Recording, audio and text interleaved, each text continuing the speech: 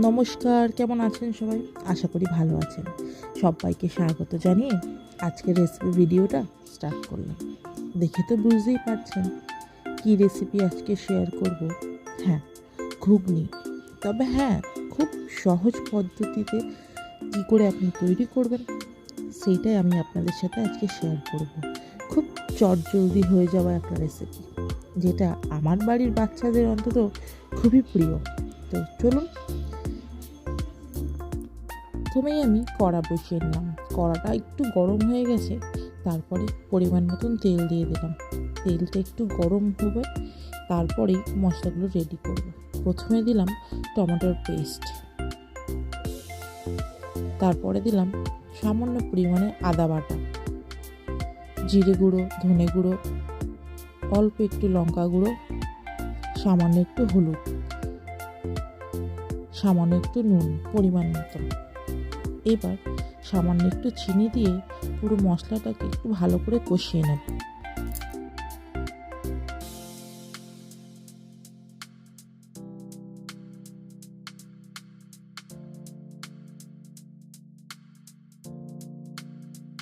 দু মিনিট ধরে মশলাটা কষিয়ে নিয়েছি। এবার সামান্য একটু জল দেবো, দিয়ে আবারও ভালো করে মশলাটাকে কষিয়ে নেব।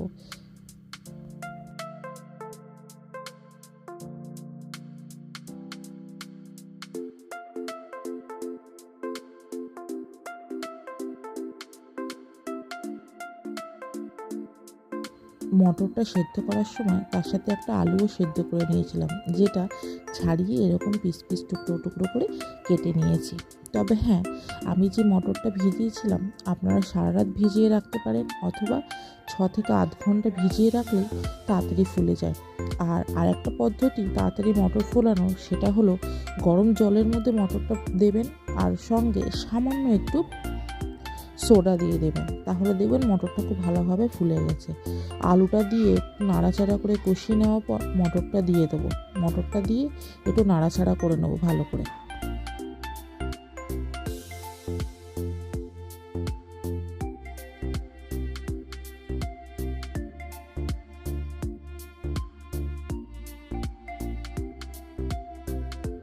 ওটা মশলায় দিয়ে 2 মিনিট নাড়াচাড়া করিয়ে ব্যাস, তারপরে কেল্লা ফাতে।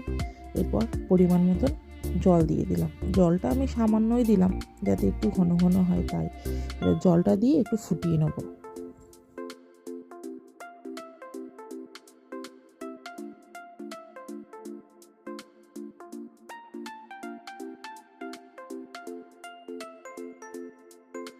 দু থেকে 3 মিনিট মতন একটু ঢাকা দিয়ে ফুটিয়ে নিয়েছি। এবার ঢাকাটা খুলে একটু নাড়িয়ে চাড়িয়ে দেখে নিচ্ছি।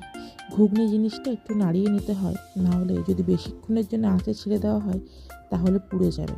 এবার আমি যে আলুটা দিয়েছিলাম সেদ্ধ হতে, সেটাও যেহেতু পুরোপুরি সেদ্ধ হয়নি, আধ কাঁচা ছিল, তাই আলুগুলোও আমি একটু চেপে চেপে দেখে নিচ্ছি।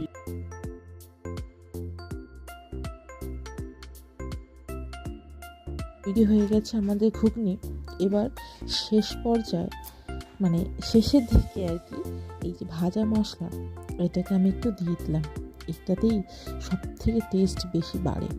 এবার রেডি সার্ভ করার জন্য। আমার বাড়িতে বাচ্চা আছে এবং সে এই ঘুগনি খেতে এতটাই ভালোবাসে যে তার জন্য সবসময় আমাকে বেশি করেই করতে হয়। আধা ঘন্টা পর পরই ঘুগনি চাই খেতে। আর যেহেতু বাচ্চা খায়, তাই এরকম কম মশলা দিয়েই সবসময় আমি করার চেষ্টা করি। আপনারাও বাড়িতে ঠিক এইভাবে একবার রান্না করে দেখবেন, এত সুস্বাদু খেতে হয়।